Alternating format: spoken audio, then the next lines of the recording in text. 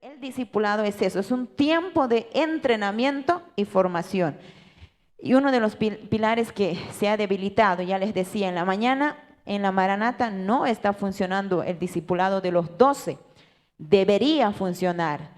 Ahora, las consecuencias la llevan los pastores. ¿Por qué? Como no hay discípulos en la iglesia central, entonces la carga es más pesada para el pastor local, para el pastor, porque no tiene obreros a quien pueda decirle, hermano, usted me va a ir a tal lugar, ahí va a servir al Señor. No hay, porque todos los obreros son de los 70, ellos tienen trabajo, tienen familia, hay cosas que no pueden dejar fácilmente.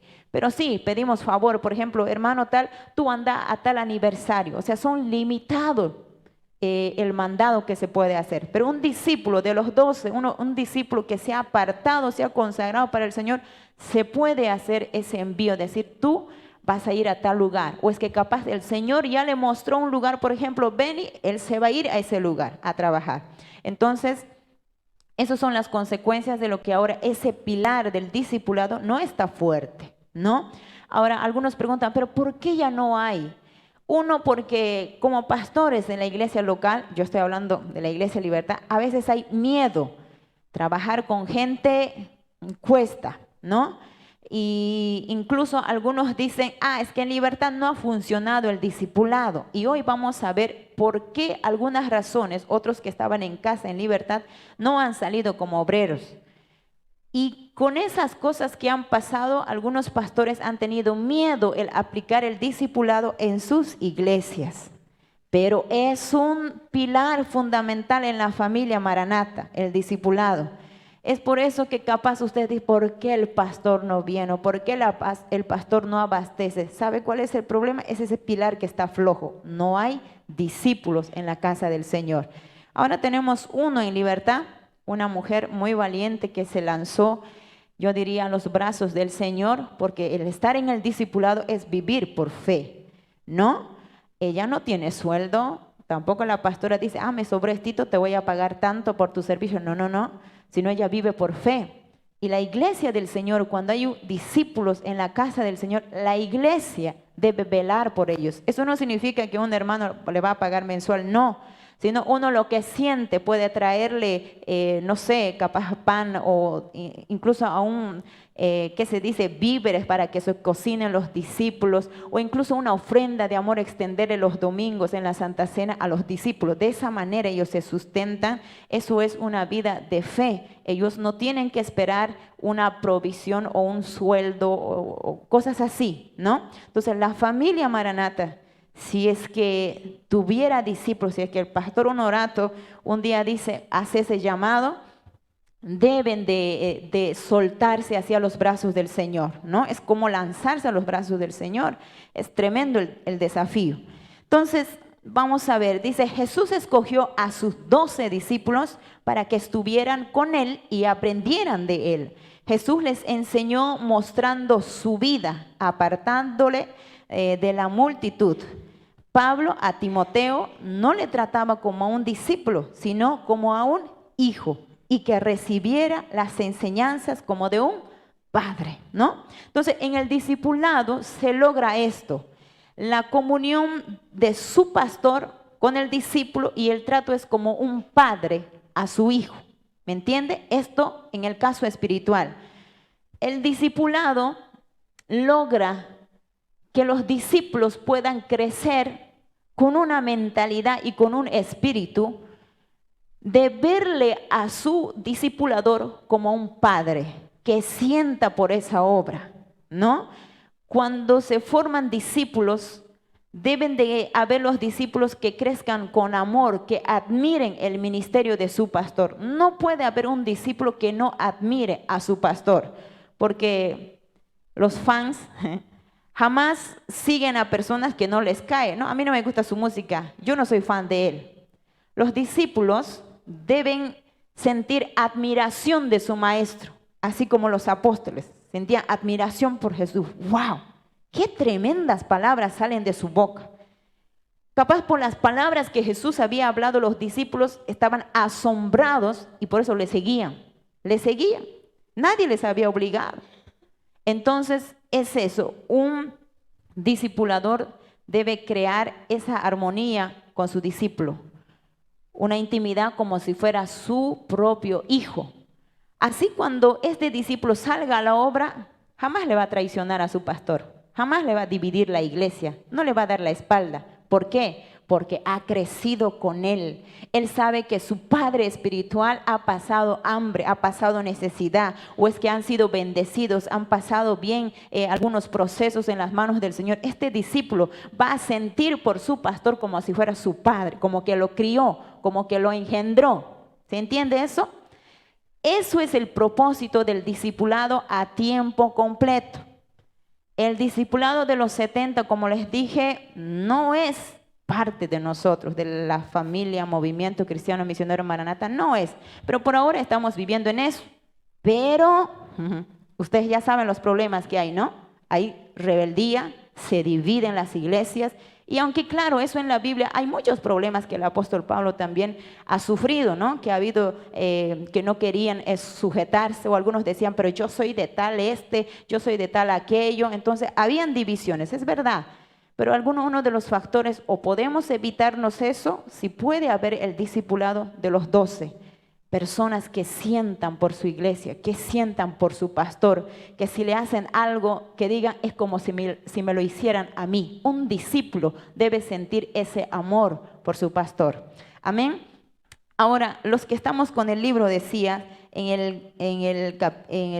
la página 53 dice, no podríamos imaginar que alguien que aspira a ser médico, un doctor, diga, bueno, ya terminé la secundaria, así que con algún cursito corto por ahí y un par de semanas de práctica en alguna salita de primeros auxilios, ya estoy listo para ejercer mi profesión y tomar un puesto de médico en el hospital de mi ciudad. Dice acá, nos parecería una locura. ¿Quién en su sano juicio daría el puesto de médico a una persona así? ¿Quién se entendería o quién se atendería o haría atender a sus seres queridos por esta persona? Lo primero que diríamos, usando una expresión argentina, dice, es un médico trucho. Y el ejemplo muy clarito, usted se puede atender con un doctor que no ha cursado cursos de medicina, pero sí cursos de primeros auxilios. Usted se puede hacer una cirugía con un doctor que no es doctor, no es licenciado en medicina, pero sí en primeros auxilios. ¿Se puede abrir el cuerpo? Uno tiene miedo. Cuando le dice, usted necesita ser operado de su bilis, necesitamos ver las paredes y ver sus certificaciones, en qué está especializado este doctor. ¿Sí o no? ¿Es así, amados? Y eso que los doctores, si se equivocan, ¿con qué tapan su error? Con la tierrita, ¿no? Se murió, se fue. Pero un siervo del Señor, si se equivoca, no puede tapar simplemente con una tierra, sino ha mandado un alma a una eternidad, a la perdición. O sea, ¿qué significa eso? Que un siervo cuanto más debe prepararse, capacitarse. ¿Me entiende eso? Un discípulo debe formarse, se debe preparar, debe leer la palabra del Señor. Entonces, no podemos nosotros simplemente tratar como si nada con las almas sin estar preparados. Si nosotros queremos que nos atienda un doctor con título, que tenga especialidades, cuanto más un pastor, un siervo del Señor que se está preparando para asumir un ministerio, debe capacitarse. Y por esto este pilar es muy importante, la cual es el discipulado. Continuamos. Eso usted lo va a leer en su libro, que está a gran detalle. ¿Qué más nos dice?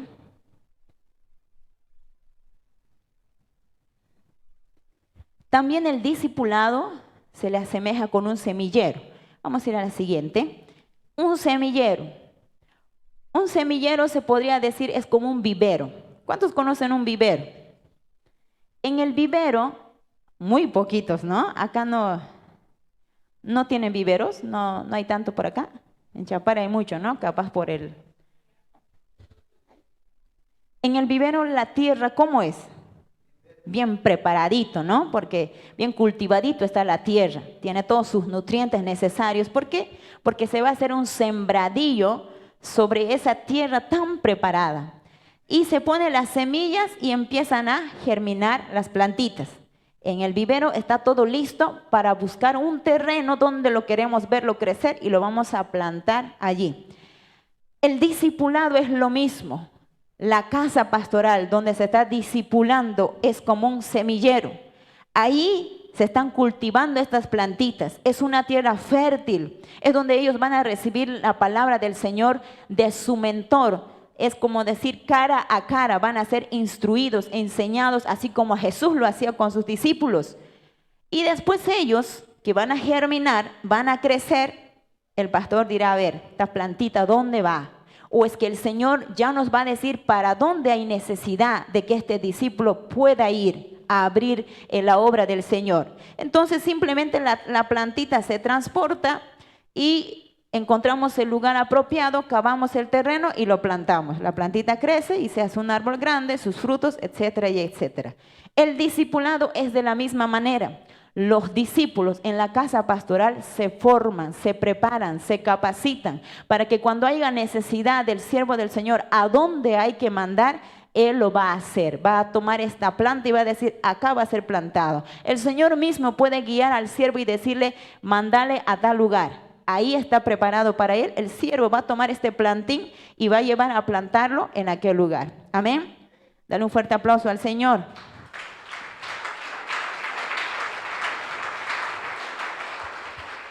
Siguiente, el discipulado de los 12. Como les decía, el movimiento utiliza este tipo de discipulado de los 12. Así debería ser, ¿no? Entonces dice allí que Jesús dedicó tiempo a la enseñanza, pasando tiempo con estos 12.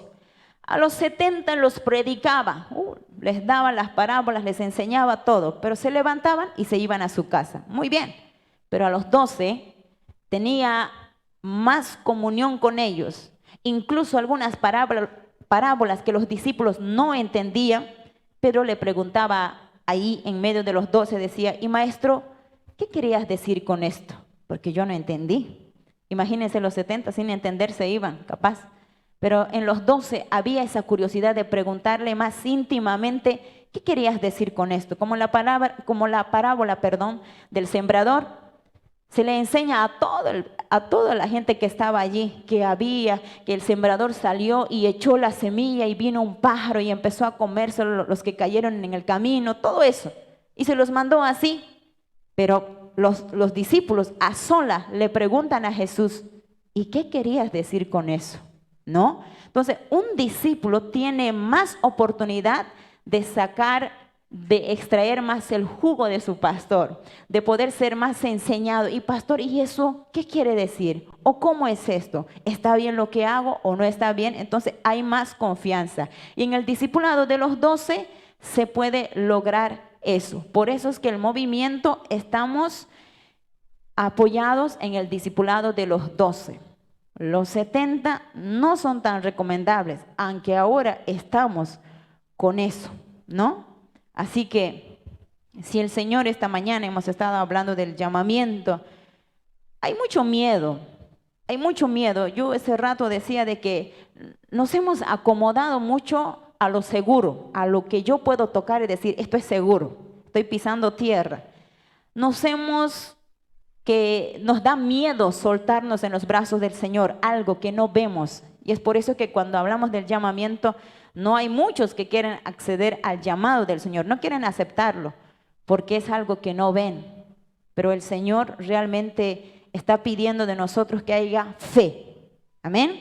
Vayamos con la siguiente diapositiva. Dice ahí, lo que no es discipulado. Eso está, vamos a ir, en la página 62. 62. En la página 62 dice, conceptos a tener en cuenta de lo que no es el discipulado.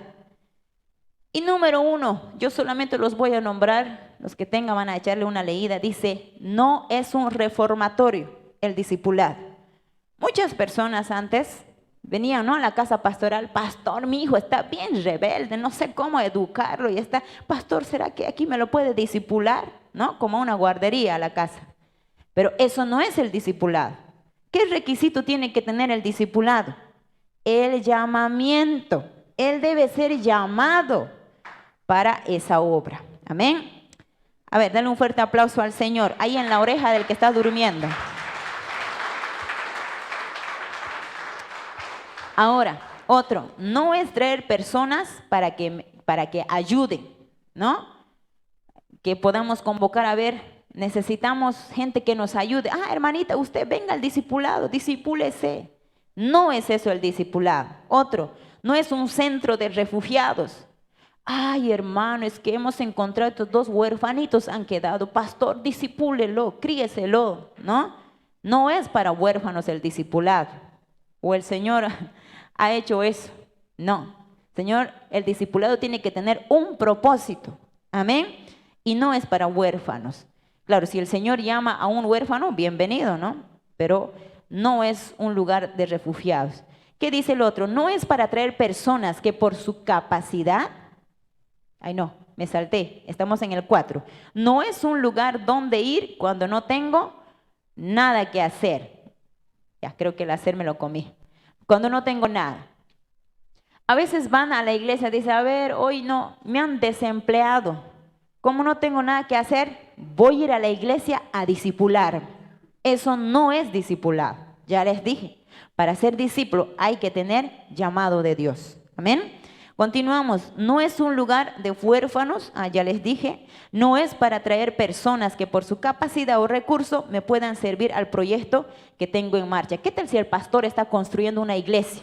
Dice, necesito albañil. ¿Qué tal si hay jovencitos de acá que son albañiles? Y decimos, hermano, ¿tú no sientes por el discipulado? Vente, te vas a discipular. ¿Por qué lo está buscando el pastor? Porque quiere mano de obra. Eso tampoco es discipulado. Yo no puedo buscar gente para discipular porque necesito su mano de obra. No. Con eso hay que ser claros, ¿no? Eso tampoco es discipulado. Otro, ¿qué más nos dice? No es para traer chicos y chicas que se rebelan contra su padre, ¿no? Algunos chicos que están en rebeldía y sus papás dicen, pastor, discipúleme. No es eso el discipulado. Otro, no es para el que no le guste trabajar. Ay, es que mamá, a mí no me gusta trabajar. Eso es, a mí me cansa. Más bien voy a ir a la iglesia a vivir con el pastor. Ahí comen bien, ahí se vive bien. Allá los pastores no hacen trabajar a sus hijos.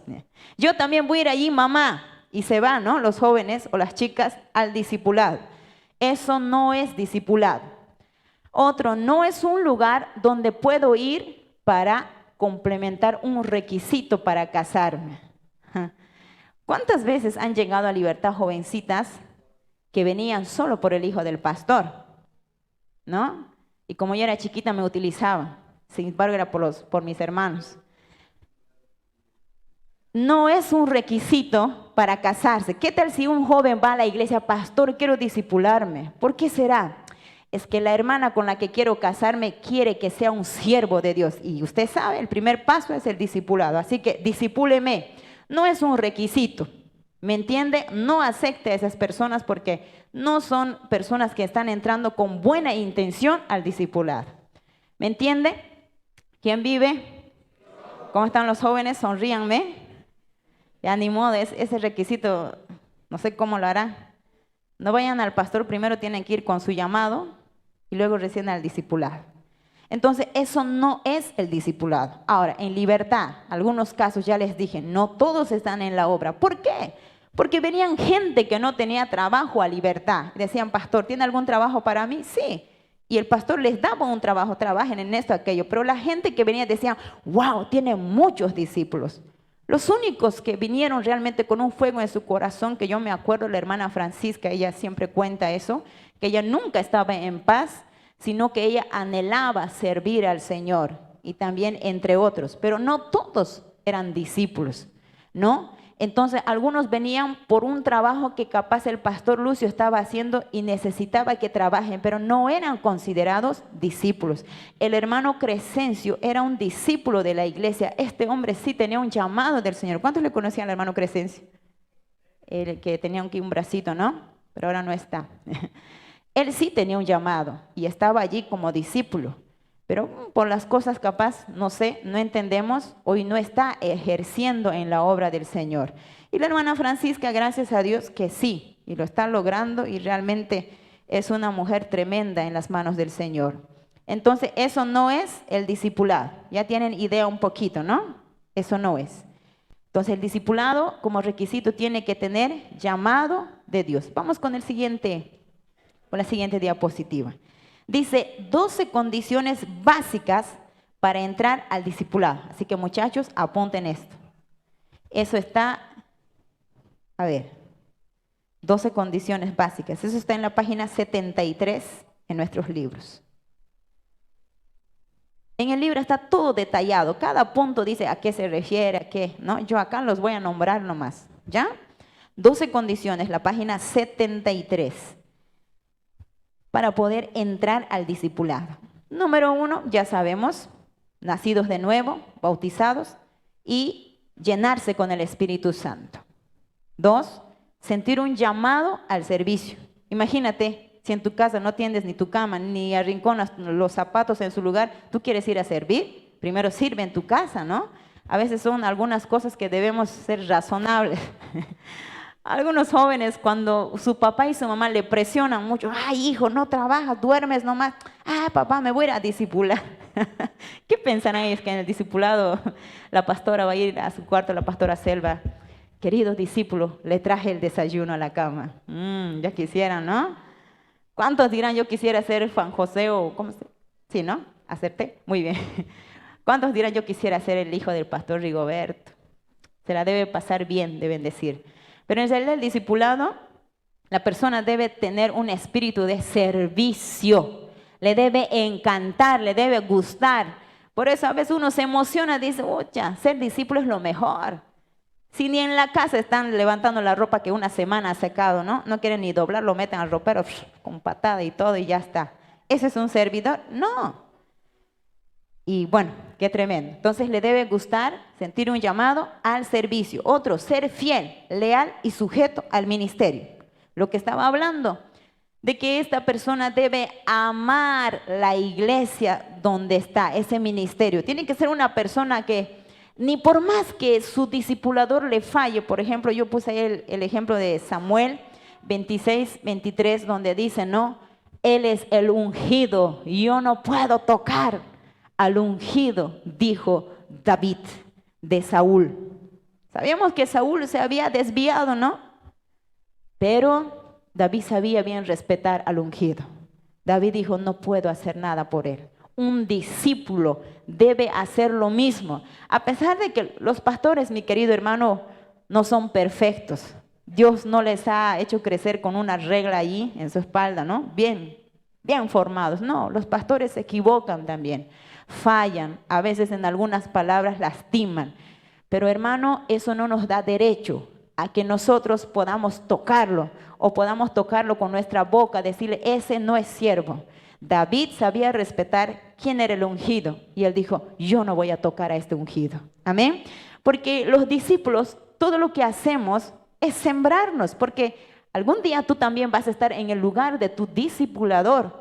Un día tú también vas a estar allí. Así que el discípulo debe sembrarse bien. Si tú siembras honra, honra vas a tener. Si tú vas a sembrar respeto a tu pastor, a ti te van a respetar. Y de paso no se cosecha la misma medida, se cosecha el doble. Entonces, si tú has respetado, has sido fiel a tu pastor, no has hablado mal de sus espaldas, tú cuando estés en ese lugar, de ti nadie va a hablar. De ti nadie te va a dar un puñal en la espalda porque tú fuiste fiel allí cuando estabas aprendiendo. Y cuando tú estés en ese lugar, todos te van a respetar. Dale un fuerte aplauso al Señor. Gloria a Dios.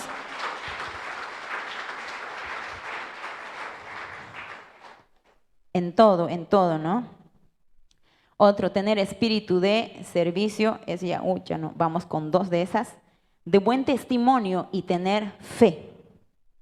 De buen testimonio. Un discípulo debe tener un buen testimonio y tener fe. Dispuesto para toda buena obra. En serio que cuando se está en el discipulado, un discípulo tiene que estar fuerte, ¿Qué tal si tu pastor te dice, ora por ese enfermo? Si tú en tu casa ni por el perrito que se ha enfermado oras, ¿no? Y nosotros pensamos que en la casa pastoral llegamos, nos vamos a volver ungidos. No. Entonces uno tiene que estar seguro de su llamado, dispuesto para toda buena obra, que sea enseñable y corregible. Si tú has venido a discipularte a la casa pastoral, no va a ser a tus reglas, no van a ser tus normas. Capaz en tu casa sí, capaz en tu casa era como tú querías, pero cuando tú vienes a la casa pastoral, tú debes ser una persona corregible, enseñable, porque has venido a recibir. Así como cuando se va a estudiar al colegio. Capaz nosotros ya sabemos ese tema que está enseñando el pastor, pero nosotros debemos sentarnos y aprender, sigue. Lo que no sabía, sigue, voy recibiendo. Nunca podemos decir, pero yo ya sé eso, yo ya me la sé, ya no necesito. Eso no debe haber en un discípulo. A su nombre, sino el discípulo debe ser enseñable y corregible. Si no, no es un discípulo. Sería el maestro, ¿no? Porque no quiere ni que lo corrija. Entonces, él sería el maestro. El discípulo debe ser corregible, enseñable, ¿no? Que le digan, por ejemplo, a veces cuando está el pastor, yo me acuerdo esta del pastor Lucio, les enseñaba a los discípulos. Les decía, a ver, esta noche pasa Antonia. Había una hermana que se llamaba Antonia. Pasa a dirigir. Pasaba y dirigía. Y el pastor venía, hermana Antonia, en esta parte vas a saludar así.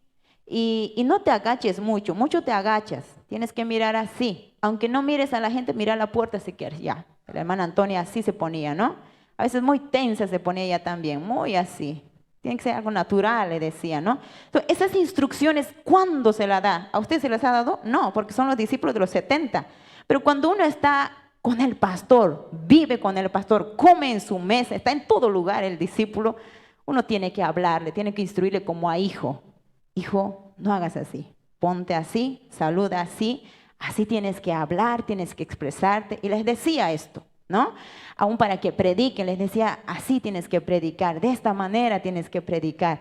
Y le corregí, esta parte te has equivocado, pero para la próxima no te pongas nervioso. Y eso no tiene que ser como que el pastor se está agarroneando, sino que le está corrigiendo. Un discípulo tiene que ser corregible. Amén, a su nombre. A veces el pastor cuando llama, nosotros lo llamamos así cuando le llama la atención, pero sin embargo el pastor no le está llamando la atención, quiere corregir algunas cositas, ¿no? En el ministerio de la alabanza o en cualquier ministerio nosotros lo sentimos como que ya es un jalón así, ¿no?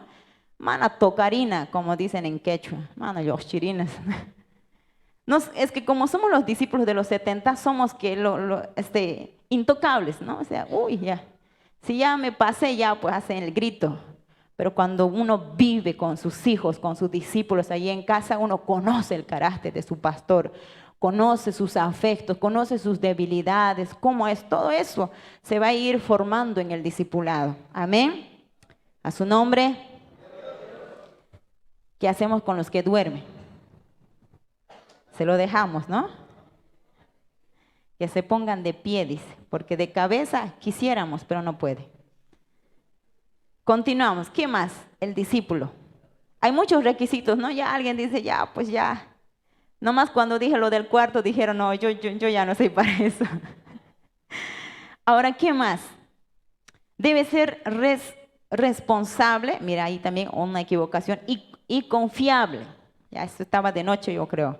Debe ser una persona responsable y confiable. A este discípulo se le pueden contar problemas de los anexos avanzadas, pero no tiene que ser chismoso.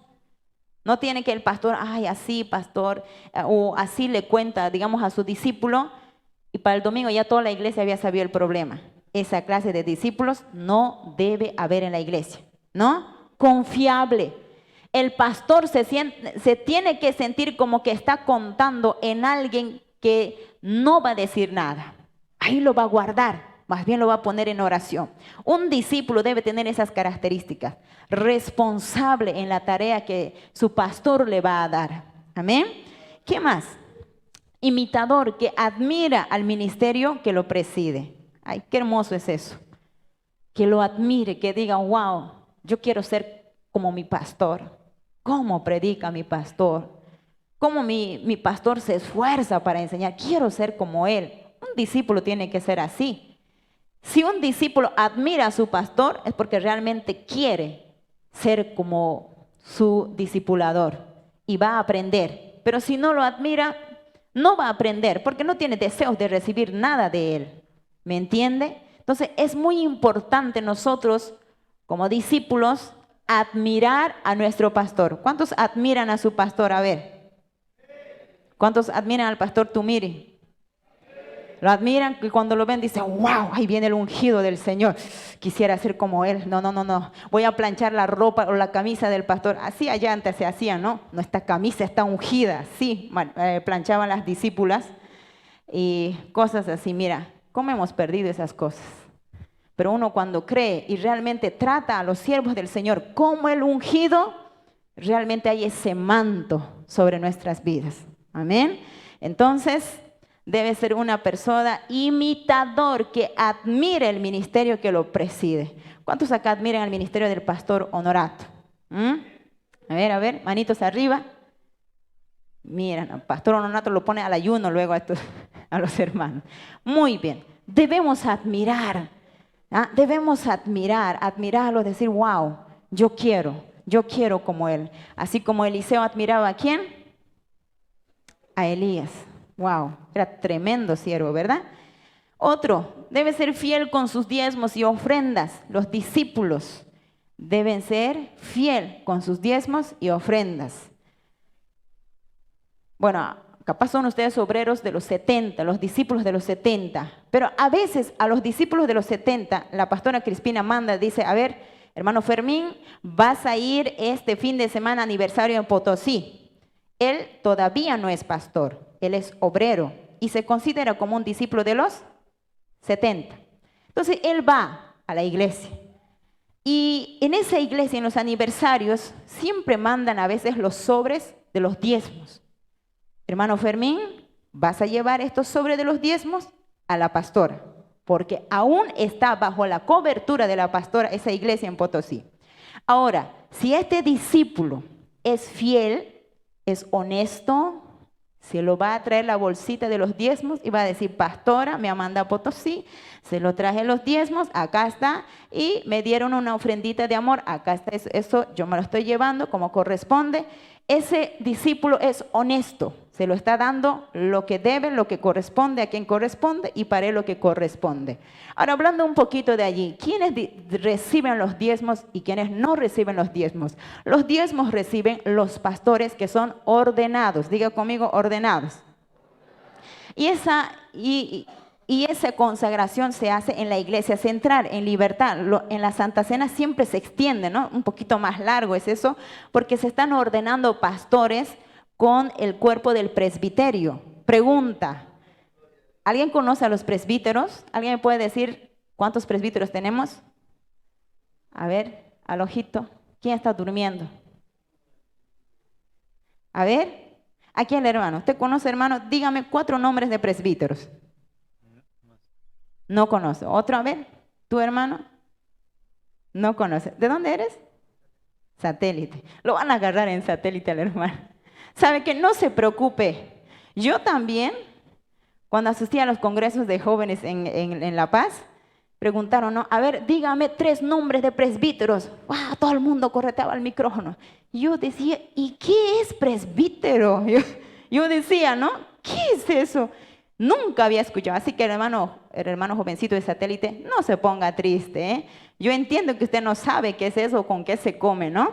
Entiendo. Y yo ni sabía que mi padre había sido un presbítero. O sea, era fácil correr y decir, Lucio Taquichiri, ya está. Pero ni sabía. Entonces, puede haber gente acá, capaz así, que estén perdidos como yo. Pero esas personas son autoridades espirituales, la máxima en la organización del movimiento cristiano misionero Maranata. Amén. Entonces, en lo que íbamos diciendo de quiénes pueden recibir y quiénes no, los obreros, los discípulos de los 70 no pueden recibir todavía diezmos. Y en este ejemplo que les he dado del hermano Fermín, usted, la mayoría lo conoce, si él es honesto, va a dárselo lo que corresponde a la pastora. Pero si él no es honesto, va a decir, bueno, nadie me está viendo. Yo le digo a la pastora que no me mandaron ningún diezmo, ¿no? Entonces, ahora la pastora no le va a decir, dice que te habían mandado. Ahora los hermanos son vivos, ¿no? En el celular le llaman, pastora, le mandé los diezmos, ahora llaman, ¿no? Antes no había pero celular, imagínense, de Potosí, aún utilizan esos celularcitos, ¿no? Las Nokias, las que son resistibles a todo. Pero, ¿y si no existiera esa tecnología? Hay la tentación de que él se lo guarde. La pastora no le va a decir, ¿te han mandado o no me han mandado? No. Pero ¿sabe qué? Ese discípulo de los 70 se está sembrando, ¿qué cosa? Robo. Se está sembrando que lo engañen, porque cuando él un día esté de pastor, a él se la van a hacer así. Lo van a hacer lo mismo y de paso doble, ¿no? Porque se cosecha siempre lo doble. Entonces, los pastores ordenados pueden recibir los diezmos, ¿ya? Pastores que están delante de una obra están consagrados para eso. Los obreros no, tampoco colaboradores no, pero sí, cuando un obrero es enviado a otro lugar, como les decía de la pastora Crispina, vas a ir al aniversario, vas a predicar, ese obrero tiene derecho a que le puedan dar una ofrenda misionera. Amén. La Maranata practicamos la ofrenda misionera o la ofrenda de amor. ¿Qué diferencia hay? La ofrenda misionera se levanta de toda la iglesia y decimos, hoy vamos a bendecir a tal siervo que nos ha venido a visitar. Pam, pam, pam, se levantan las ofrendas y se lo da. Todo es ofrenda misionera, todo. Una ofrenda de amor es algo personal. Por ejemplo, alguien de por aquí ha sido tocado con la palabra que el Señor ha ministrado y él siente en su corazón darle algo a ese siervo. Entonces le da una ofrenda de amor. Pastor, Dios le bendiga. O hermano, Dios le bendiga. Puede ser obrero, puede ser pastor, misionero, lo que sea, pero usted ha sido bendecido con esa palabra y usted no quiere quedarse indiferente, le bendice. Amén. ¿Me entiende eso? Ahí clarito. Ya. Entonces, eso vamos. El discípulo se tiene que sembrar bien, porque él está aspirando, ¿qué cosa? Llegar al lugar donde está su maestro, ¿sí o no? Entonces, el discípulo debe sembrarse bien, debe sembrarse honestidad, ser fiel, admirar a su pastor y también, como dice, fiel con sus diezmos y ofrendas. Un discípulo, si ya en su formación él ya le roba al Señor, cuando esté arriba en su pastorado, ¿con qué cara le va a decir, Señor, tú me sostienes? ¿Cómo le va a decir, Señor, tú eres mi proveedor? Si él estando ahí abajo, pudiendo sembrar, no lo hizo. ¿Me entiende? Es tremendo. Simplemente nosotros nos tenemos que dar cuenta qué estamos sembrando. Otro, estar de acuerdo con los principios y normas del movimiento cristiano misionero Maranata. Un discípulo que dice, a mí no me gustan sus normas, no me gustan los pilares del movimiento, ¿cómo va a ser un discípulo si no admira ese ministerio? No puede. Otro, debe tener compromiso y gozo. Un discípulo feliz, contento, no está obligado, sino que sirve con gozo. Amén. Continuamos, síguenos rápido, pastor. O ya está ahí ya viendo visiones. ¿Cuántos ya están viendo visiones? ¿Durmiendo? En la iglesia nos hemos vuelto una iglesia visionaria, ¿no? Dormimos mucho, tanto que vemos la gloria de Dios en los sueños. Apláudele al Señor. A ver, fuerte aplauso para el Señor.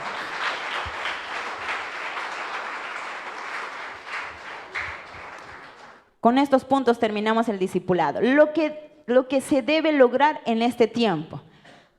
No hay un tiempo determinado para el discipulado, pero si ya está demorando mucho, ya lo decimos, Señor, o te lo llevas o lo mandamos a la fuerza, ¿no?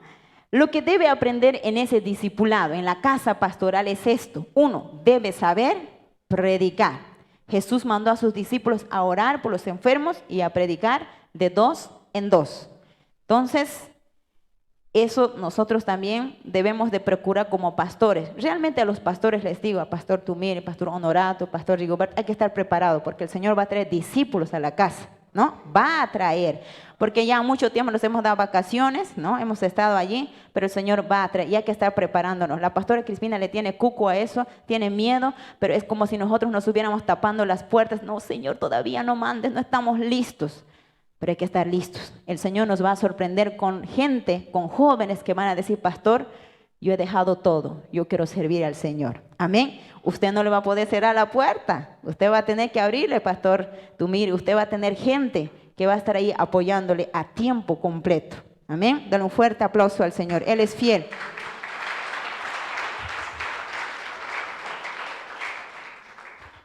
Ahora, donde dice que deben saber predicar, nosotros vamos a enseñarle eso. Como está con su pastor más en lo íntimo, el pastor debe darse tiempo para enseñarle a predicar. Una ocasión el pastor Rigoberto me invitó a su iglesia, venimos con el pastor Josué, él había pasado cursos de cómo predicar, ¿no? De la predicación.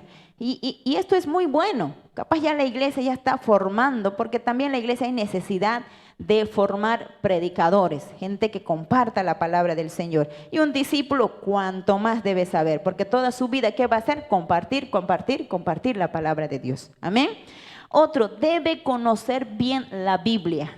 En ese tiempo que va a estar en el discipulado, esta persona tiene que amar este hermoso libro, aprender textos de memoria, saber cuántos libros hay, de qué tratan los libros, a quién se refería, es para nosotros, no es para nosotros esa palabra. Todo eso tiene que saber el discípulo, porque se está formando en la escuela del Espíritu Santo, en la escuela de la casa pastoral, se podría decir, ¿no? Y usando este hermoso texto que ustedes han utilizado, 2 Timoteo 2:15, que dice, procura con diligencia presentarte a Dios aprobado, ¿no? Entonces, eso es lo que se quiere con un discípulo en casa. Y por último, 3, debe aprender la sujeción, obediencia, respeto y disciplina. Ahora ya no es pues que el discípulo se va a su casa. Ahora, como vive en la casa pastoral, va a tener que acomodarse a lo que el pastor pueda brindarle. Capaz no es una cama con un colchón esponjoso con resorte, capaz el pastor solo le ofrece un colchoncito de paja, va a tener que acomodarse allí el discípulo. ¿Me entiende? Esta mañana hemos hablado de la consagración, desprenderse de las comodidades que puede haber para cada uno de nosotros, pero la persona lo tiene que hacer con gozo. Capaz no va a comer lo que comía en casa, cada vez, no sé, un pique, a fin de semana se daba su planchita, pero capaz en la casa pastoral su papahuayquito y su huevito cocido va a comer. Lo que llegue a la casa, ¿no? Lo que el Señor va a proveer, el discípulo va a tener que compartir eso de la mesa de su pastor. Amén. Entonces, sujeción, obediencia, respeto y disciplina. Disciplina en cuanto a que este discípulo debe ayunar también. Nosotros en Libertad, me acuerdo que el pastor le decía, éntrese al ayuno, Crescencio, porque tenemos mucha gente que venían loquitos o endemoniados con espíritus inmundos, y bueno, pues, no había otra arma más que la arma del ayuno y oración, ¿no? Entonces le decía, Crescencio, entrate al ayuno, vamos a orar por esta persona. Y se metía a orar el discípulo. En serio, el discípulo no le queda nada más que aferrarse a Dios en su discipulado. Y el Señor respalda aquello. El Señor ha hecho grandes cosas y realmente el Señor está dispuesto a hacer sigue eso con aquellos que digan, yo Señor, lo dejo todo para venir a estar en tu casa, a prepararme y a formarme. Amén. Apláudele al Señor, dile gracias Señor.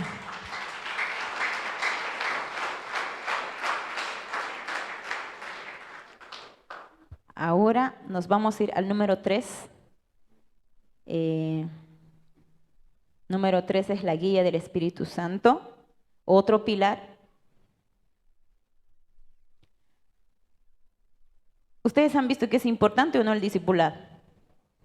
Es muy importante, ¿no? Solo que como les dije, por causa de los pastores nos hemos cerrado la puertita, hemos dicho no todavía, ¿no? Un letrero que dice todavía no se reciben. Pero ya el Señor está preparando esto, porque yo sé que el Señor va a enviar a muchos jóvenes a golpear la puerta de las casas pastorales y decir, he venido, lo he dejado todo, quiero trabajar para el Señor. Amén.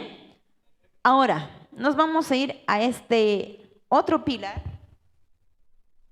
en la página 123.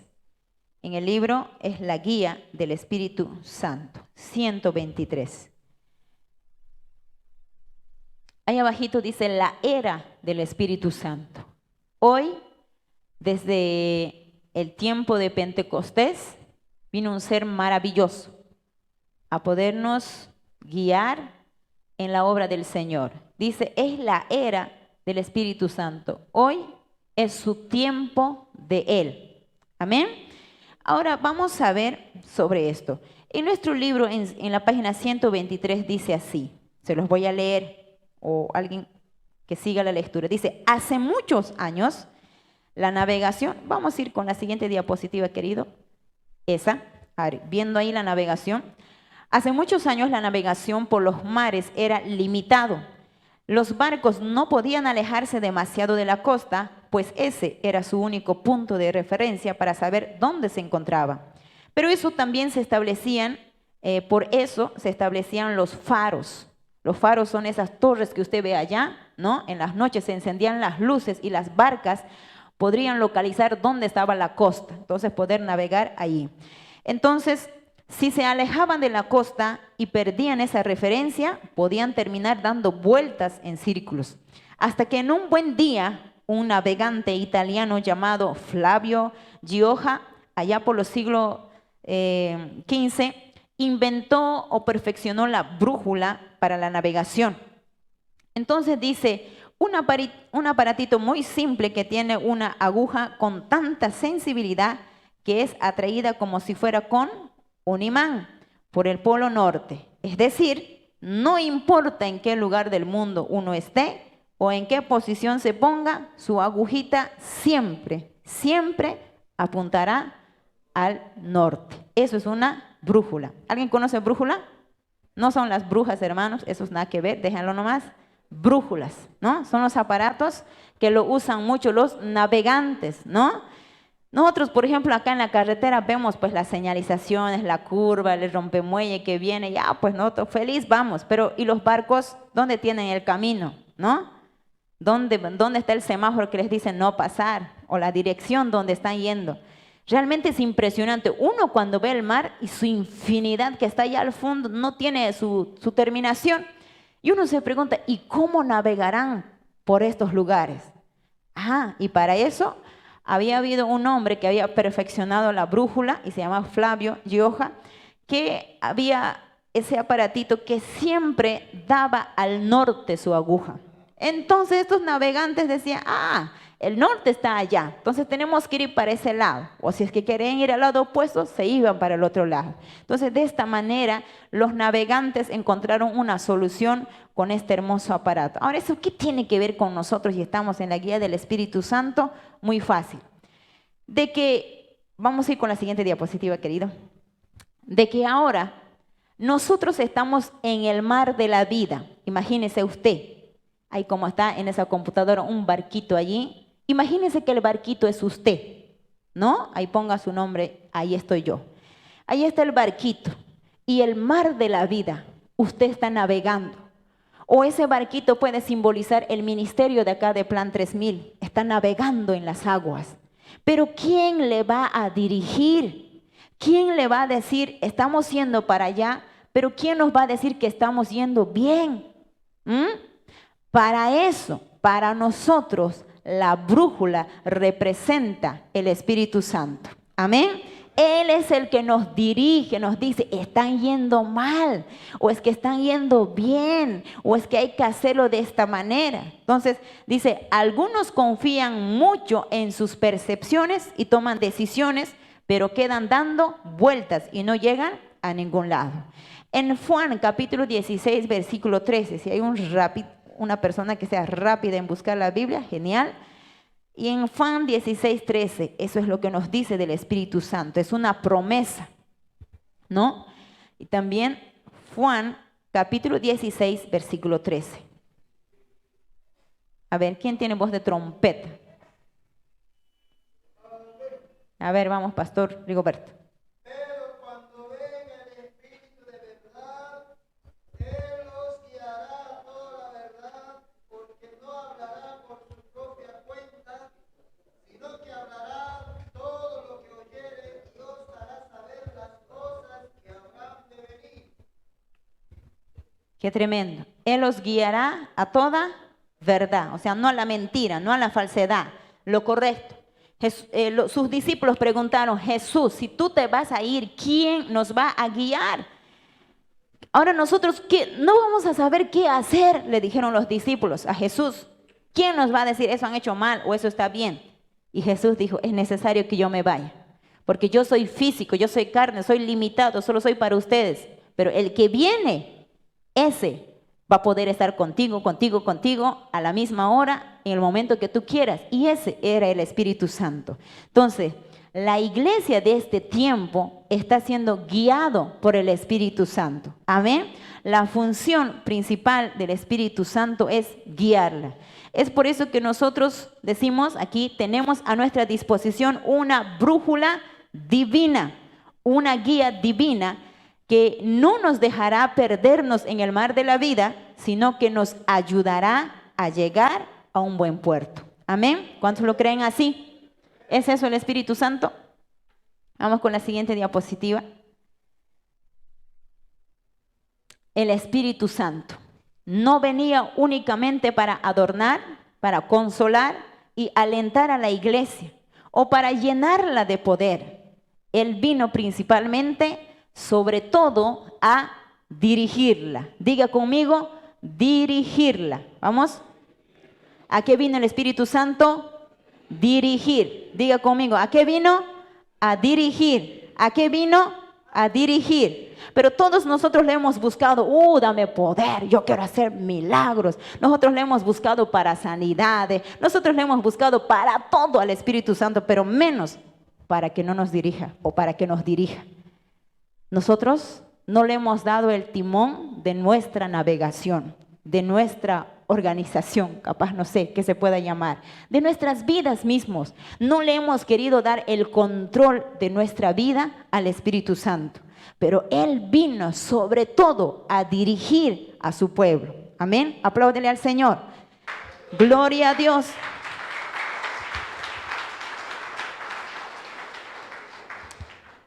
Y mira que en el libro, muy triste esas páginas, dice, pronto ese Espíritu Santo que con tanta maestría había dirigido la iglesia, llevándole a una dimensión alta, fue puesto de lado. ¿Qué significa puesto de lado? A un lado, ¿no? O sea, ven Espíritu Santo, ven, toma asiento ahí, comodito. ¿Quieres agua? Ahí está, lo tienes todo. Muy bien, yo me encargo de esto, ¿no? Y dice allí, fue puesto de lado por mentes brillantes, que ya sabían cómo hacer las cosas. Se le confirió únicamente como un agente proveedor de poder para la iglesia, para sanar a los enfermos, hablar lenguas, etc. ¿Qué quiere decir con eso? Que está bien, el Espíritu Santo vino a dirigir a la iglesia, pero como vino una etapa de enfriamiento en la iglesia, dice que el Espíritu Santo se le puso a un lugar, a un lado. Le hicieron sentar, muy bien, siéntate, tómate estito. Y las personas empezaron a dirigirse a ellos mismos, a la iglesia, no tomando en cuenta lo que Él quería, no viendo, no consultando lo que Él quería.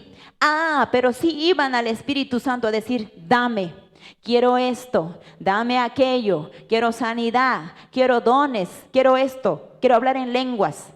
Pero Él vino a algo muy importante, la cual es dirigir, estar delante de la iglesia, dirigir al siervo, dirigir al pueblo del Señor. Y eso es lo que nos está diciendo. La familia Maranata tiene un pilar fundamental de ser dirigido por el Espíritu Santo. Dígame a su nombre. No debe ser dirigido por lo que diga el pueblo. A veces nosotros decimos, a ver, ¿qué dirá la mayoría? Acá en la iglesia no es política, acá no hay democracia, acá el único que nos dirige es el Espíritu Santo. Amén. Y debemos someternos a lo que Él nos pueda dirigir, nos pueda guiar. Y eso es lo que dice acá, que con el tiempo, pues la gente dijo, bueno, yo puedo llevar esto solo, ya no necesito a Él. O es que lo hemos tenido sentado al Espíritu Santo en nuestra iglesia, pero no hemos dejado dirigirle. No le hemos dado lugar a Él para que pueda obrar. Amén. Dale un gloria a Dios al Señor. Que Él nos ayude. Apláudele al Señor. Con la siguiente. Dice, las iglesias de esa época se habían democratizado bastante, donde valía más la opinión de los miembros que la del Espíritu Santo. Imagínense, oraban así. ¿Sabes cómo oraban? Capaz nosotros estemos orando así, así que tenga cuidado. Dice, Señor, bendice lo que hemos decidido. En vez de decir, Señor, guíanos en las decisiones que debemos tomar. Imagínense la diferencia. Yo les pregunto ahora, ¿cómo estamos la iglesia? Estamos por ahí, ¿no? Y no solo, hermano, nosotros a veces despreciamos nuestra iglesia. No sabemos valorar nuestra iglesia. Pero en todo lugar hemos menguado la iglesia. En esa parte de depender del Espíritu Santo. Incluso en la casa central. Pero yo siempre digo, sí, pero mientras tenemos vida, esto se puede restaurar. Podemos decirle, amado Espíritu Santo, véngase para acá, usted diríjanos. Y nosotros vamos a hacer. ¿Qué quieres que haga? Amén. Nosotros podemos todavía, mi querido hermano, mientras aún respiramos, no criticar, no decir, ay, pero ¿por qué aquí no hay? Yo he ido allá hay todo, esto se mueve y es eso. No. Nosotros hay que levantarnos y decir, hay que acudir a la guía del Espíritu Santo, porque ese es un pilar de la familia, mi amada iglesia. Ese es un pilar del movimiento. Debemos de aferrarnos a aquello. Como les decía, aún hasta en la casa central. Parece que como que nos cuesta acudir a Él. Y nosotros nos confiamos en nuestra fuerza, ¿no? Yo puedo nomás hacer culto. Pero sin embargo estamos necesitando la guía del Espíritu Santo. Gloria a Dios. Dice, ¿qué más? Pero llegó la lluvia y comenzó a restaurar, a dar comienzo a una nueva etapa. Esto está hablando el pastor Samuel. Dice, fue como un tsunami que se llevó los comités, las comisiones, juntas directivas y todo en cuanto lo que encontró en su paso. Recuerden que en ese tiempo les estaba diciendo que la iglesia se había enfriado tanto que las iglesias habían comenzado a organizarse de una manera que decían, no, tú tienes llamado, sí, qué pena, vas a tener que esperar porque no hay plata para mandarte de misiones. Donde se han visto encerrados las iglesias a depender de lo que ellos decidían y no de lo que el Espíritu Santo quería. Entonces aquí él está diciendo, pero llegó la lluvia tardía. Y donde todo eso, dice, llegó como con viento fuerte y se llevó todo eso, ¿no? Y dice, ya no era sus oraciones esto, ya no era voy a hacer esto para el Señor y quiero que Él me bendiga, sino era, Señor, ¿qué quieres que haga? ¿Dónde quieres que vaya? ¿Cuándo quieres que vaya? ¿Y con quién quieres que vaya? Muéstrame tu plan. Imagínense, esas oraciones son muy diferentes, ¿no?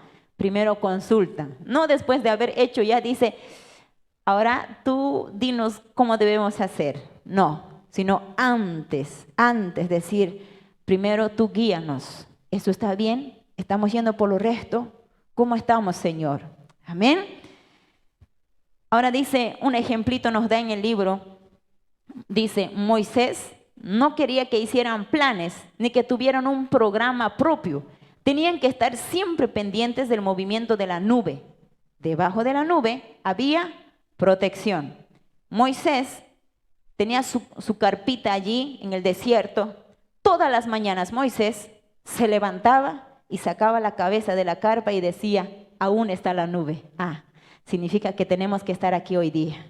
Pero un día Moisés se levanta y veía que la nube ya estaba moviéndose, decía, pueblo del Señor, levanten todas sus tiendas que nos vamos para donde se va la nube. Y el pueblo se iba con la guía de la nube. Y la nube representaba la presencia del Señor. El fuego representaba la presencia del Señor. Si es que alguien se había quedado fuera de la nube, pues estaba desprotegido. Había quedado en el desierto. No había nadie quien le proteja. Pero debajo de la nube estaba la protección del Señor. El Señor proveía agua, proveía alimento para ellos, protección. Entonces eso es lo que la iglesia debe querer. Si nosotros vamos a ser guiados por el Espíritu Santo, va a haber provisión para la iglesia. El Señor va a obrar en su familia aún para que se extienda, porque estamos bajo la nube, bajo la guía del Espíritu Santo. Apláudele al Señor.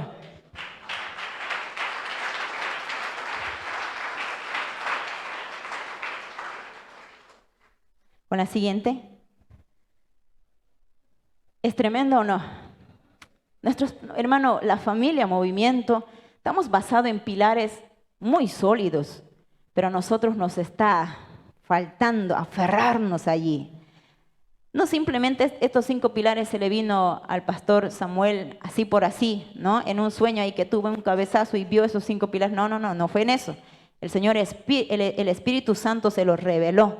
Y esta familia está fundada en esos pilares, hermano. Nosotros debemos de aferrarnos de eso. ¿Qué dice? ¿Cómo habla Dios? ¿Cómo sé que soy guiado por Él? Dice, nos habla a través de su palabra. Por ello debemos leerla toda, aprender de memoria, meditar, grabarla en nuestro corazón, obedecerla, confiar en ella. ¿Cuántos de nosotros ahora la juventud no confía en esto? ¿Por qué la Biblia se contradice? Dicen, ¿no? ¿Por qué la Biblia dice eso? Pero y no es verdad. Nuestros conocimientos humanos lo dan por poco a este libro. Pero si nosotros pudiéramos sumergirnos sin juzgarla, sin dudarla en este libro, serías otra persona. Porque realmente sabrías el valor de este libro y tú puedas leerlo, puedas amarlo. Pero ahora con tanto estudio, como que despreciamos este libro y lo ponemos a un lado y solo lo levantamos para venir a la iglesia. Pero sin embargo el Espíritu Santo está hablando a través de su palabra. Cuando tú lees su palabra, te hace sensible a Él. La iglesia ya no está siendo sensible al Espíritu Santo. Ya no le oye, ya no ve la necesidad de acudirle a Él para preguntarle algo, sino estamos acudiendo a nuestra fuerza. Y en nuestra fuerza nos vamos a cansar. Pero si vamos a estar en la fuerza del Espíritu Santo, la iglesia no se cansa, no se para. La iglesia sigue, prospera, va a extenderse, hermanos. Amén. Entonces, hay que leer su palabra y el Señor nos está hablando por la palabra del Señor cada día. Así como el celular. Una vez me encantó harto que yo compartí, no sé si era en mi Face, no sé, pero en mi estado creo que era, no me acuerdo, pero donde decía, ¿no? De cuenta del celular la Biblia, ¿no? Que cuando salía de la casa se había olvidado el celular, imagínense, pero él iba y lo traía de nuevo. Imagínense que la Biblia fuera así. Era impresionante, ¿no? En la cocina está leyendo la Biblia y luego empieza a tostar el arroz. Luego lee la Biblia y sigue tostando el arroz y cocinando. ¿A poco no somos así con el celular? Las hermanas cocinamos a veces, ¿no? Ahí mirando videitos y luego batiendo el arroz, ¿no? O lavando la ropita y ahí el videíto del celular. Imagínense caminar con la Biblia así a cada lado. Sería impresionante. Pastor Honorato, usted no puede necesitar gente que predique. Ya todo el mundo puede predicar si leeran la Biblia. A su nombre. Es impresionante. El Señor nos está hablando. ¿Cuándo quieres escucharlo? Ábrelo, ya está. Él te habla. Amén. Él te habla. Él nos va a hablar, nos va a ministrar, hermano. También habla a través de predicaciones, de mensajes proféticos, por sueños y visiones. Amén. Él siempre está hablando. Nos habla por circunstancias y situaciones que vivimos. Ya en la mañana decía, cuando nosotros no le escuchamos a Dios, Él nos dice, mi hijo está tan distraído que no me escucha. Dios habla a través de situaciones. A veces hay personas que Dios les ha puesto a la cama. ¿Sabe para qué? Para que le oigas. A veces Dios nos ha puesto en algunas situaciones o en pleito por allí para que tú digas, ay Señor, cuánto necesito de ti. El Señor dice, hasta que al fin me escuches. ¿Sí o no? ¿Cuántos estamos afanados con las cosas de este mundo? Estamos tanto, hermano, tan consumidos por el mundo que no hay tiempo para escuchar al Señor. Pero nuestra alma se conforma, decimos, es que yo me congrego, eso es suficiente, ¿no? Con eso quiere conformarse, pero no es suficiente. ¿Acaso el pez puede vivir fuera del agua, así como nosotros vivimos 6 días fuera de la iglesia? Domingo, bien, ¿no? Venimos a respirar el aire del Señor. Lindo. Pero los otros días nos damos vacación. Tremendo. Dios nos habla por circunstancias y por situaciones que vivimos, incluso aún hasta los pastores. El Señor debe poner en la cama. ¿Para qué? Para que el Señor le diga, es que ya no tenías tiempo para mí. pero hoy te quiero para mí. El Señor hace algo para llamarnos la atención, o para llamar nuestra atención hacia Él. Nosotros pensamos que Dios está ocupado, que se esconde. Oh Dios, ¿por qué no me escuchas? Él es el que nos está buscando a nosotros.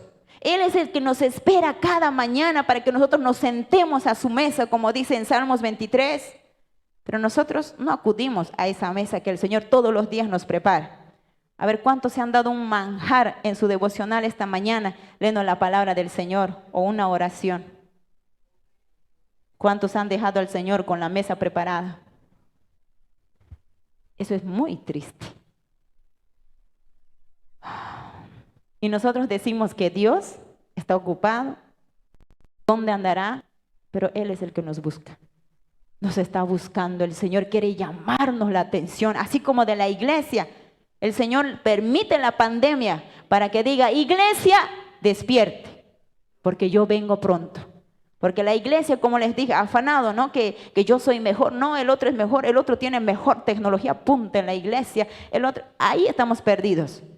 Pero el Señor va a detener a un hermano, va a hacer que el mundo se paralice, así como en pandemia. Todo se paralizó. Las cosas que nunca pensábamos que iban a parar, se pararon. Pero el Señor quiere llamar la atención de su pueblo. El Señor nos está hablando a gritos, amada iglesia, amado joven, señorita.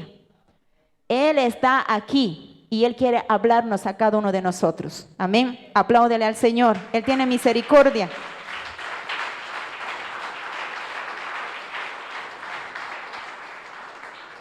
También por el consejo y guía de nuestro pastor. Aunque usted no lo crea, a veces los jóvenes tenemos miedo a acudir al pastor. Es que él es que su consejo ya es pasadito, antiguo, así, ¿no? Pero si es medio joven, no, con él me voy a hacer aconsejar. Pero si tú le vieras como el siervo, el ungido de Dios, él incluso pondría su mano sobre ti y tú te sanarías. Pero como no hay fe, como no hay honra, Dios no puede hacer la obra en esas vidas. Creo que está fuerte por ahí, ¿no? El consejo de tu pastor debes recibirlo, incluso para los hijos de pastores. A veces los hijos de pastores miramos, pero es que es mi papá nomás. No lo consideramos como nuestro pastor. También los pastores, cuando aconsejen a sus hijos, hay que aconsejarlo también como si fuera un miembro de la iglesia y no como tu hijito. Porque a veces los pastores aconsejan bien a los miembros de la iglesia y a sus hijos lo oprimen.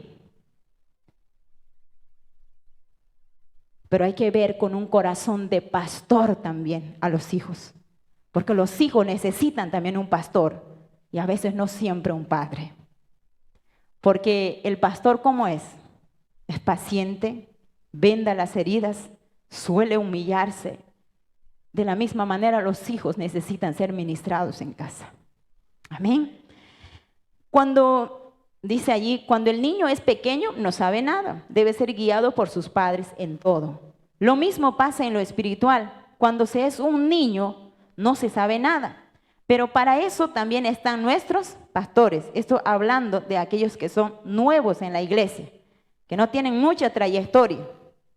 Pero sin duda podemos equivocarnos cuando estamos aprendiendo a oír su voz. Por eso siempre es necesario el consejo o la confirmación de parte de nuestro pastor o un ministerio que esté sobre nosotros. ¿A qué se refiere esto? A que capaz tú que eres nuevo, pero como estás en tu primer amor, estás muy apegado a las cosas del Señor, al Espíritu Santo, eres sensible. Y capaz tú has soñado algo, ¿no? Y tú dices, pastor, yo me he soñado que esa hermanita que canta está en pecado, pastor. Bájele, pastor, bájele. Hay que disciplinarlo. Y el pastor va a decir, está bien, a sus órdenes, el Señor te está hablando, le va a decir. No, el pastor tiene que considerar eso. ¿Quién le está diciendo eso? Y tiene que analizar ese sueño y ver la hermanita también cómo está. Porque el pastor es como un padre en la iglesia. Él debe poner las cosas según a la guía del Espíritu Santo de cómo está la cosa. Si capaz es una emocionalidad del muchacho que está aprendiendo a oír la voz de Dios, capaz no siempre es como él soñó. ¿no? Capaz alguien le habló mal de esa hermanita y él en la noche se durmió pensando en eso y se soñó eso. ¿Quién sabe? ¿A su nombre? Entonces se refiere a eso. Cuando se es niño, se necesita la guía de los papás. Y lo mismo en la vida espiritual. A veces en la iglesia hay todavía que son niños, son nuevos. Necesitan acudir al consejo de su pastor para que les dirija, para que les diga, esto no es por allí. Créame, yo ya tengo años en el ministerio. Amén. Eso es lo que un pastor siempre va a guiar. Y dichosos los que tienen un pastor en la iglesia. Siguiente diapositiva. Ahí vamos. Esto ya vamos finalizando, ¿sí? No sé si la hora ya me está, Pastor Rigoberto. La guía del Espíritu Santo, necesitamos fe para ponerme en marcha. ¿A qué se refiere? Esto nos dice, cuando Él nos habla es porque quiere darnos directivas y llevarnos al cumplimiento de su voluntad. Él espera una respuesta de parte de ti. Fe para ponerme en marcha significa cuando Dios te llama, el Espíritu Santo te ha elegido, te ha consagrado, entonces tú necesitas fe para ponerte en marcha. Así como Abraham dijo, yo creo esa palabra, así que debo ir a ese lugar que Dios me ha mandado. Fe. Pero dice, puede a veces el Espíritu Santo insistir hasta que tú le oigas ese llamado. Pero si tú no le oyes siempre, el Espíritu Santo puede buscarse a otro para ese lugar. Entonces necesitamos fe para ponernos en marcha. Otro, para todas las necesidades de la obra se necesita la guía del Espíritu Santo. El éxito de nuestro ministerio dependerá de nuestro apego a su guía. Esto es para los pastores, líderes. Él es siempre novedoso, inédito. Prepárate para lo desconocido. Dios no repite, no se copia. Si tú quieres que tu ministerio sea reconocido o capaz grande, ensanchado, debes apegarte a la guía del Espíritu Santo. Amén. Apláudele al Señor. Gloria al Señor.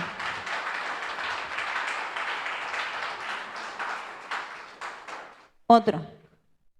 Hay una palabra que es muy conocida del movimiento y habla esto. Estoy en paz o siento una paz.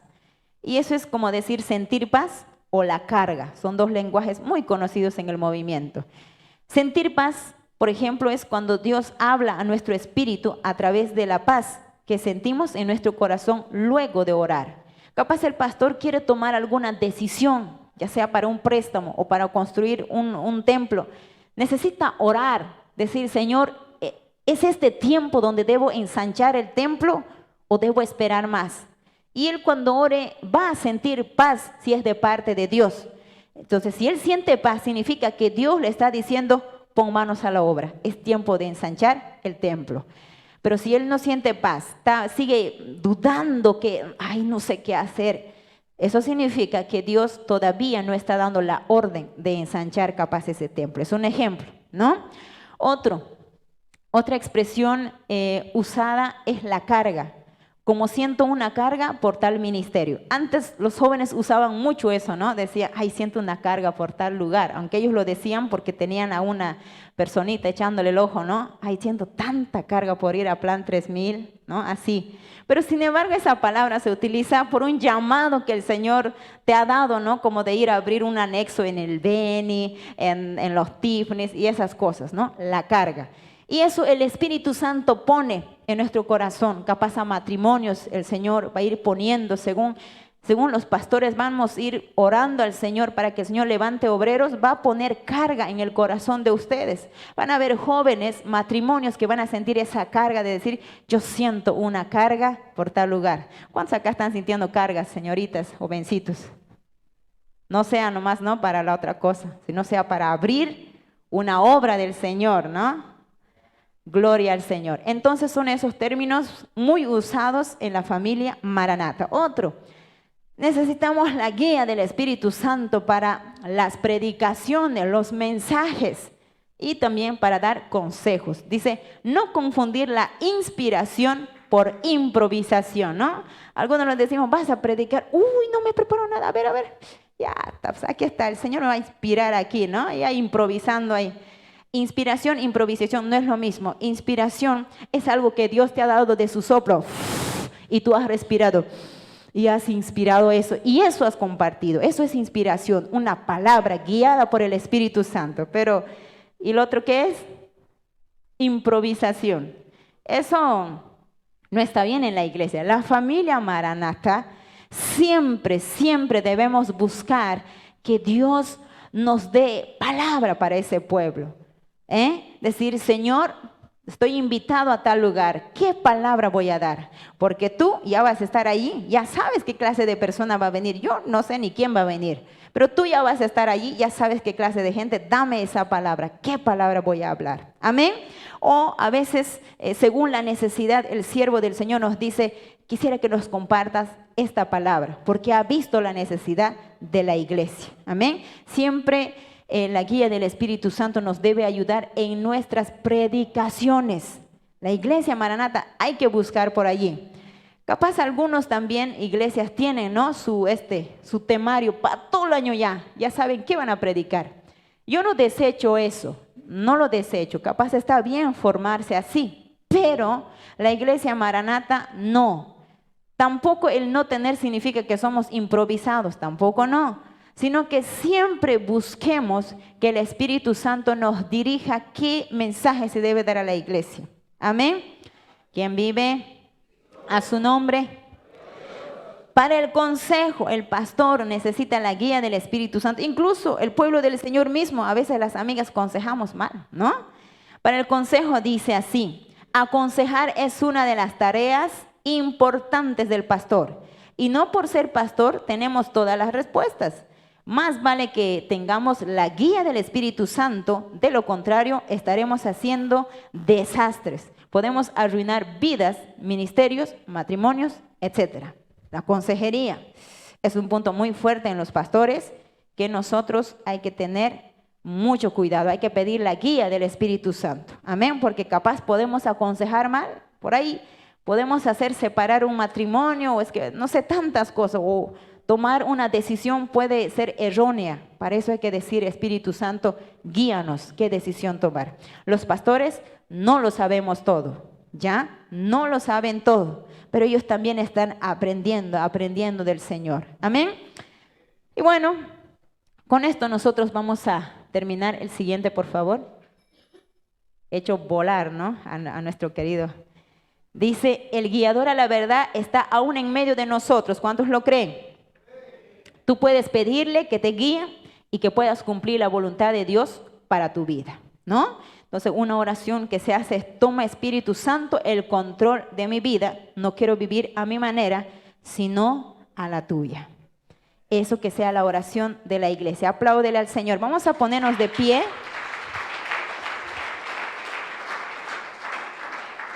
Vamos a ponernos de pie un ratito. Mi folder, pastor, ¿hasta qué hora? Ya no damos, ojalá. Yo quiero dar vida de fe, que es así. Vamos todos, levántense. Jálense las manitos, por favor. Ya, tenemos 15 minutos más. Jálense las manitos un ratito, por favor. Una vueltita para el Señor, como dice, a ver. Eso. Y la otra vueltita para este lado. Ya. Ahora vamos a hacer sonar la columna vertebral para abajo, a ver. Ay, dice, no, ya, capaz se rompe ahí, uno está sonando. Tome asiento. Vamos a ir al número 4, querido, en las diapositivas. Está la vida de fe.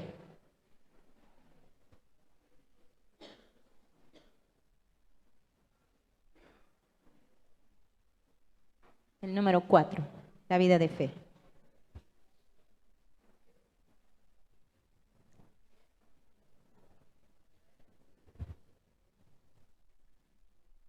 La vida de fe es el cuarto pilar de nuestra familia. El movimiento es una familia de fe. El Dios que te llamó te va a sustentar y proveer todo lo necesario para llevar a cabo lo que te ha ordenado. El siguiente, por favor. Eso que tanto, ¿no?, se los enseña a los obreros. Dios llama, Dios capacita, Dios envía y Dios sostiene. Un Dios que provee todo. Cuando decimos que dice todo, es todo. Dios va a proveer todo. Esto es fundamento de la fe, creer sin un poco de duda cada una de sus promesas. La vida de fe te pide que hagas exactamente lo que hizo Pedro cuando caminó sobre el agua. Mateo 14, 22. La vida de fe se los voy a sintetizar en esto. El apóstol Pedro estaba en la barca junto a sus compañeros del discipulado y en uno de esos, en la noche, en el mar, ve ahí a lo lejos como que algo se le acerca. Y ellos dijeron, es un fantasma. ¿Cuántos se acuerdan de ese escenario? ¿No? Los discípulos dicen, es un fantasma lo que está viniendo allá. Se asustaron los discípulos. Pero Pedro, como ve que se acerca más ese fantasma, que era Jesús, Pedro ve a Jesús caminar sobre el agua. Y Pedro, como era uno de los discípulos más atrevidos, dijo, yo no me voy a perder esta oportunidad. Y Pedro dijo, di, Señor, que yo ande, que venga a ti. Y el Señor le dijo solamente 3 cositas, o 3 sílabas, no sé usted cómo quiere llamarlo, le dijo, ven. Y Pedro, el único de los 12 discípulos, se atrevió a hacer ese reto. Pedro agarró sus pies y empezó a descender de la barca. Y mientras Pedro estaba descendiendo de la barca, sus amigos del discipulado le decían, ¿pero qué estás haciendo? Esto es una locura, te vas a matar. Todos sus compañeros de discipulado estaban asustados por lo que Pedro estaba haciendo, pero Pedro estaba hipnotizado, yo diría, mirando a Jesús cómo venía caminando, y él simplemente actuó y sus pies empezaron a descender y comenzó a pisar y mirar con sus ojos a Jesús y comenzó a andar. Pero capaz sus compañeros le dijeron, no, te vas a hundir. Pero una distracción vino que hizo que el apóstol Pedro menguó en su fe. Y miró capaz abajo, miró el mar y dijo, es verdad, estoy caminando en el mar. Y se hundió. ¿Qué vemos en esto? De que Pedro, con su valentía, con la fe, por lo que vio a Jesús caminar, él dijo, yo también puedo. Pedro experimentó ese hermoso momento de caminar sobre el agua, cosa que los 11 no experimentaron. ¿Por qué? Porque tenían miedo a hundirse. Pero Pedro experimentó ese maravilloso momento de qué era caminar sobre el agua. La vida de fe es como pedirle eso a los siervos del Señor, caminar sobre el agua, mirando a Jesús. Y va a haber mucha gente que va a decir, es una locura vivir por fe. Hay muchos que han dicho, ser pastor es una vida de mendigos. Ser pastor es hacer sufrir a los hijos porque no tienen nada que darles para que coman. Pero el Señor Jesucristo, en esta familia especialmente, nos ha mandado a tener una vida de fe. No simplemente para el sustento material, sino aún en el ministerio. Con la siguiente diapositiva. Aún en el ministerio donde estamos trabajando, nosotros debemos creer que el Señor va a obrar. La definición de la fe dice, vida de fe no es como alguien dijo, vivir de los diezmos o hacer algún tipo de trabajo manual en nuestras comunidades. Tampoco es sinónimo de pobreza. Siempre nos preguntan, ¿y la Maranata cómo está organizado? ¿Quién les paga? Y nosotros decimos, vivimos por fe. ¿Pidiendo? ¿No? ¿Lo ven así? Pero es una locura. Por ejemplo, lo del apóstol Pedro, nosotros no lo queremos o no lo podemos creer o asimilar. Pero solamente aquellos que realmente nos ponemos con la mirada en Jesús vamos a poder lograr. Pero si vamos a escuchar lo que están diciendo a nuestro alrededor, nos va a dar miedo y vamos a hundirnos. Amén. Entonces, vida de fe no es un sinónimo de pobreza, sino que el Señor siempre nos va a dar lo que nosotros necesitamos. Dice, la vida de fe lleva a crecer que el Dios que le llamó y le guió le va a sustentar, va a proveer todo lo necesario, va a abrir el mar si es necesario. ¿Qué quiero decir con esto? Que el pastor, la siguiente diapositiva, por favor.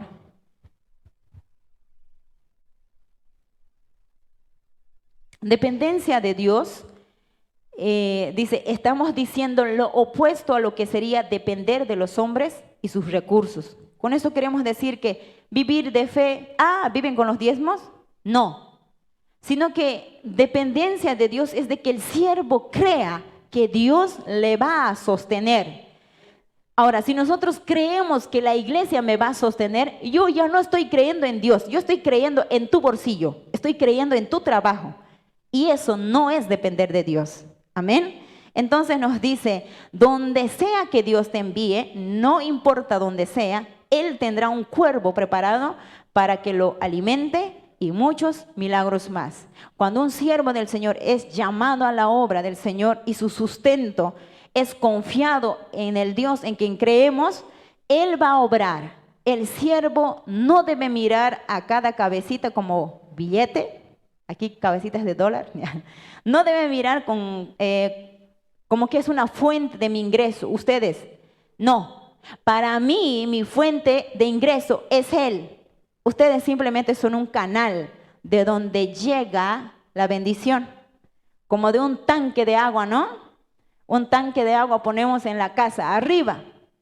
Y de ese tanque, para que descienda, ¿qué necesitamos? Tubos, canales, para que llegue a donde, a mi ducha, a mi lavamanos, al baño, a todo lugar, para lavar ropa, necesitamos agua. La fuente de mi provisión es Dios, amada iglesia. Usted no mire al pastor diciendo, ese pastor hoy no me ha tratado bien, no le llevo mi diezmo este mes, que sufra, ¿no?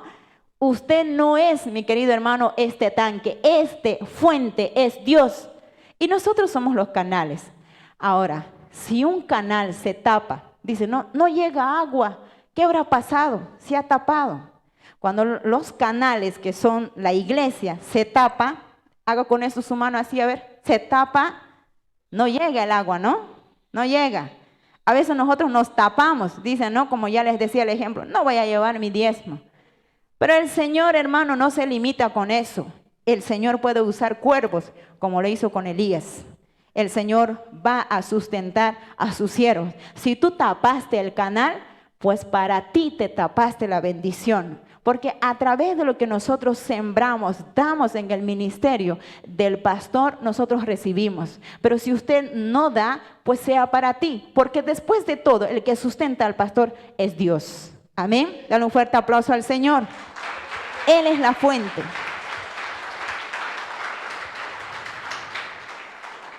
Donde quiera que el Señor te envíe, allí estarán los recursos para sustentarte y hacer la obra, ¿no?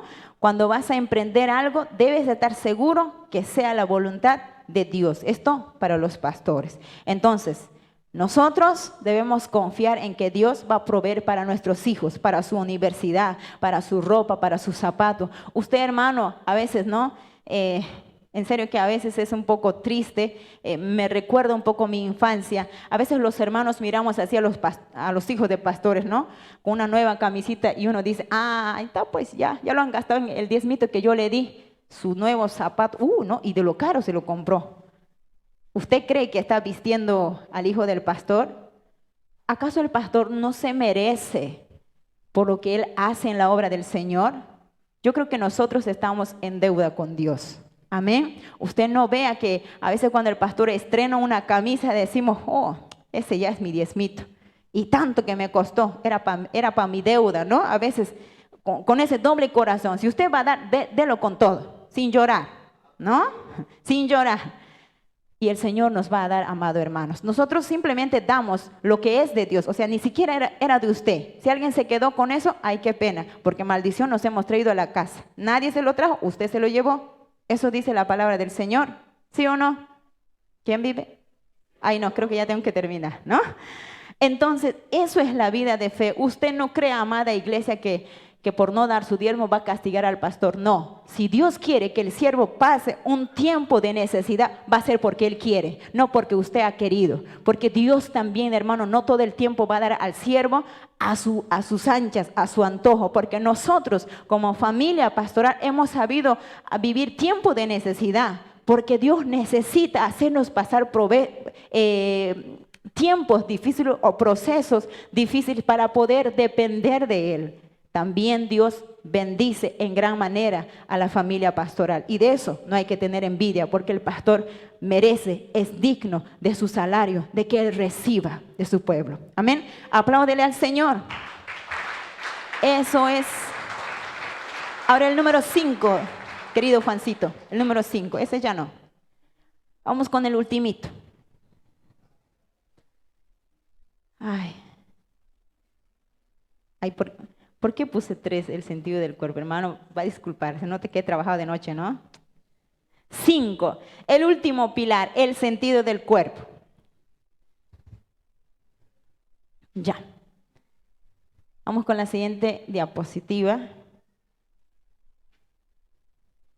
Ahí donde estaba el título, el sentido del cuerpo, decía esto: Dios nos llamó para ser un cuerpo, dependiendo de los unos de los otros. A eso se le llama un espíritu de familia, ¿sí?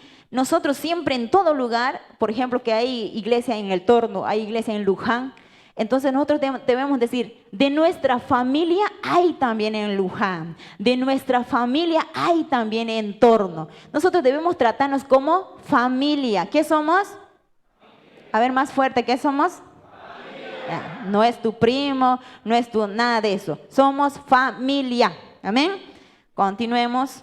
Ahora, el sistema de gobierno. Ahí estamos. Dice, tenemos un presbiterio. Ya hace rato les estaba hablando. El presbiterio es la máxima autoridad de la familia Maranata aquí en Bolivia, el cual es una autoridad por encima de la iglesia. Un órgano compuesto por ancianos de la obra con autoridad reconocida. O sea, son gente con una trayectoria, a eso se refiere a ancianos, no es que son los más viejitos, ¿no? Entonces, el presbiterio nace con un gran sentido de paternidad. Ellos son como papás. Ellos fueron instrumentos de Dios para gestar y construir lo que ahora nosotros disfrutamos. Ellos engendraron los primeros obreros. Siguiente. Paternidad y cobertura. Hablemos de esto. Iglesias madre son las iglesias o ministerios que han dado muchos obreros y los cuales, enviándolos a la obra, se les ha brindado apoyo, visita, la consejería, etc. A esto llamamos paternidad espiritual. Ahora, existen conflictos cuando un obrero va a una provincia o país donde hay un presbítero con jurisdicción territorial marcada. La función de ese presbítero sobre el obrero es la articulación de distintos quehaceres de la obra en la región para su mejor funcionamiento. En este caso, se debe saber distinguir y respetar de ambos lados tanto la paternidad del obrero, que sería su pastor, con la autoridad ministerial del presbítero de esa región. Me explico. Por ejemplo, acá en Santa Cruz, ¿cuántos presbíteros tienen? Un hito. Ay, menos mal, ¿no? Si fueran 2 ya estuvieran. ¿Quién tiene más peso, no? Solamente hay un presbítero aquí en Santa Cruz. Y el pastor Honorato tiene sus avanzadas aquí. Muy bien, él trabaja genial con sus avanzadas, listo. Pero ¿qué pasa si el pastor Rigoberto tiene también otra iglesia aquí en Santa Cruz? Pero no es aquí a la esquina, ¿no? Ya, pero está allá lejos. Pero él no está aquí. Está un poquito más allá, más lejitos. Entonces, pero dice acá, el presbítero que está aquí es la autoridad ministerial. O sea, él puede decir, hermanos, los que están acá, no sé, imaginemos que el pastor Rigoberto es de acá al otro manzana está la iglesia. El pastor puede organizar, por ejemplo, marchas por la Biblia y tantas cosas que hay. Ministerialmente puede organizar para que la iglesia de esta familia avance en hermandad. No sé si eso me estoy dejando entender. El pastor no puede decir, no es mi iglesia, es del pastor Rigoberto, que se las arregle él. No, sino él como papá, como un padre, debe ir y velar cómo está eso, ¿no? Van a hacer vigilia, bueno, nosotros venimos también, te vamos a apoyar así. Pero ahora dice que nosotros hay que respetar también la paternidad del obrero. Eso es, ¿quién es su pastor? En este caso, el pastor Rigoberto está como padre, como paternidad del pastor Tumiri, ¿verdad? O aquí me estoy chipando, ¿no? Ya, muy bien. Entonces, él es su padre espiritual, en pocas palabras. Pero también, como les decía, como autoridad ministerial es el pastor honorato, ¿no? Capaz con él pueden hacer acá campaña, quién sabe, ¿no? Organizar o hacer como lo que ustedes han hecho. Yo sé que acá la organización a la cabeza también de un presbítero en Santa Cruz están ustedes con más respaldo. Él dijo, a ver, ¿qué tal el proyecto? Ya. ¿Está bien? ¿No? Entonces le echó un ojo de aprobación. Es un presbítero, es el anciano, él es como padre de cada uno de las iglesias que hay, las avanzadas. Entonces él es como una autoridad ministerial. ¿Se entiende hasta ahí? Eso está hablando el libro también para no tener conflictos con respecto a eso. Ahora, los diezmos de los diezmos. Cuando habla diezmos de los diezmos, está hablando de pastores que han sido ordenados. Porque nosotros damos diezmo directo, pero los pastores dan el diezmo de los diezmos, ¿no? Entonces, hablando de éxito, vamos a ver acá 2 puntos. Ese rato hemos hablado de autoridad espiritual, que sería la paternidad, y de la autoridad ministerial.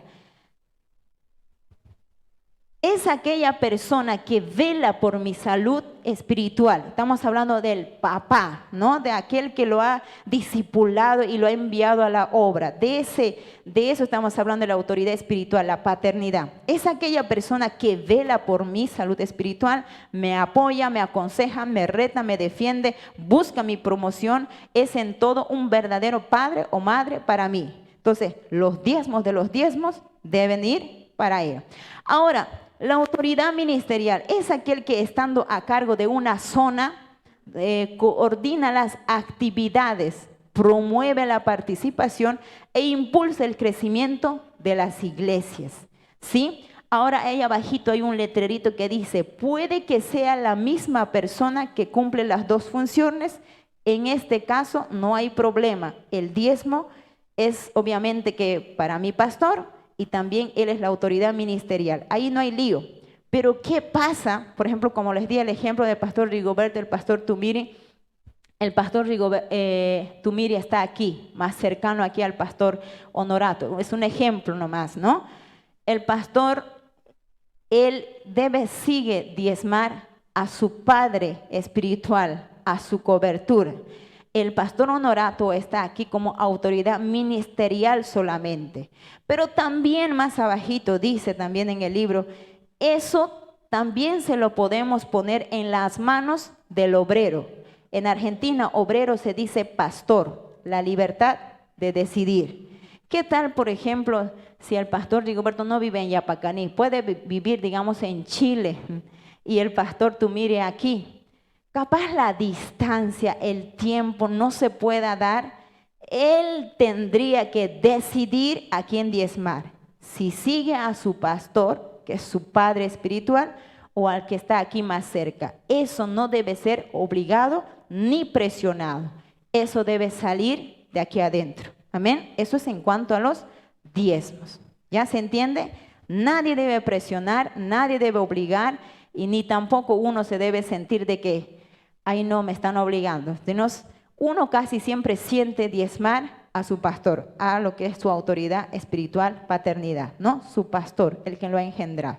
Entonces, eso es en cuanto a los diezmos. Pero en cuanto a lo que es la autoridad ministerial, se respeta al hombre de este lugar. Amén.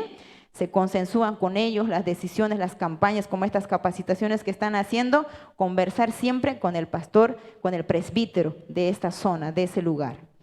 Otro, las convenciones, los famosos aniversarios, en todo lugar. Es una característica del movimiento. No nos podríamos imaginar nuestra vida ministerial sin esos días de encuentro, donde toda la familia tenemos el deber de participar de ellas. A estas convenciones se le considera el taller de Dios. ¿Qué se le considera? El taller de Dios. Esas conferencias, los aniversarios son para eso, son como un taller, donde llegamos a donde llegamos con nuestras alegrías, decepciones, desánimos, fracasos o desubicados, pero cuando nos sentamos a medida que viene la palabra, Dios va trabajando en nosotros, corrigiéndonos, amoldándonos para retornar nuevos a nuestros lugares. Amén. para eso son las conferencias, los aniversarios. Aprovechamos los aniversarios para que se den conferencias. Incluso si hay serios problemas de doctrinas u otras situaciones, los presbíteros deben tomar riendas y ejercer su rol de cuerpo disciplinario y corregir. Por ejemplo, los aniversarios que hay en anexos chiquititos se llaman días especiales. Eso lo dice acá, lo llaman así, días especiales. No le llaman convenciones. Convenciones son llamados a aquellas fiestas en iglesias madres, en aquellas iglesias grandes. Y también hay una convención internacional que lo organizan el cuerpo del presbítero solamente. Solo ellos lo organizan, ellos ejecutan el programa, el organigrama, todo de esa convención. Y se llama Hebrón, si no me equivoco, en Argentina, ¿no? Entonces lo organizan el cuerpo de presbiterio. Ahora, lo que hay en Libertad es un aniversario. Hasta ahora no se ha convocado a una convención internacional con todos los presbíteros, pero se puede llegar también a eso, ¿no? Pero hay que pedir un campo, un lugar, no sé si aquí en Santa Cruz hay tantos terrenos de hectárea, hermano, ore por aquellos, ¿no? Y de paso es plano nomás, no es como en Libertad, montaña, subida, bajada, río y todo lo demás, ¿no? Entonces, en Libertad solo tenemos hasta lo que es el aniversario en Libertad. En Argentina también está el aniversario en Mar de Plata. Eso cada año se celebra y lo organiza la familia pastoral, el pastor de ese lugar. Pero esa convención que dije en Hebrón lo organiza todo el presbiterio. Ellos se encargan de las temáticas. Ahora dice, en esas convenciones grandes se pueden hablar también capaz. ¿Hay alguna doctrina que esté molestando a la familia Maranata? Un presbítero tiene derecho a poder corregir y decir, hermanos, esta doctrina está afectando a la familia. Nosotros como Maranata, esta es nuestra postura.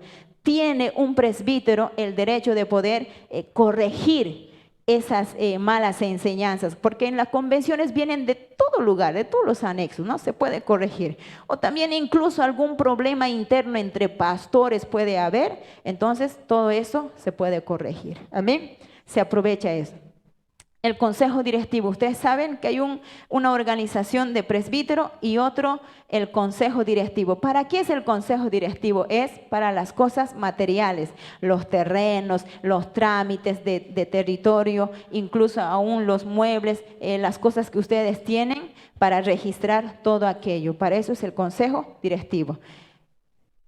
El siguiente, con esto terminamos. Necesitamos todos los ministerios para crecer sana y vigorosamente. Lo que yo no tengo, lo tiene mi hermano. Y si voy a las convenciones, puedo recibir de muchos otros ministerios. Este ha sido uno de los principios que ha hecho fuerte al movimiento, ¿no? Sentir por el otro como si fuera tu propio, tu cuerpo mismo, es entender el sentido del cuerpo. Amén. Nosotros, ese pilar que habla del sentido del cuerpo, nosotros debemos tratarnos, cada uno de nosotros, como si fueras parte de mí. Tú formas una pieza importante o eres una pieza importante para mí. Capaz en este lugar hay un ministerio, capaz un ministerio profético, evangelístico, pero en Libertad puede haber un ministerio de maestro. Entonces tú vas allá y recibes. De la misma manera de allá vienen y tú recibes. Entonces nos complementamos como familia. Amén. Vamos a ponernos de pie, vamos a decir, Señor, te damos gracias. Amado Padre Celestial, agradecemos este tiempo maravilloso, el cual tú nos has hablado, Señor, a tu iglesia. Ayúdanos a guardar en nuestro corazón y a ponerla en obra, Dios Todopoderoso. En el nombre de Jesús te damos gracias, Padre bendito. Amén y amén. Gloria al Señor. Dale un fuerte aplauso al Señor. Dios te bendiga, pastor.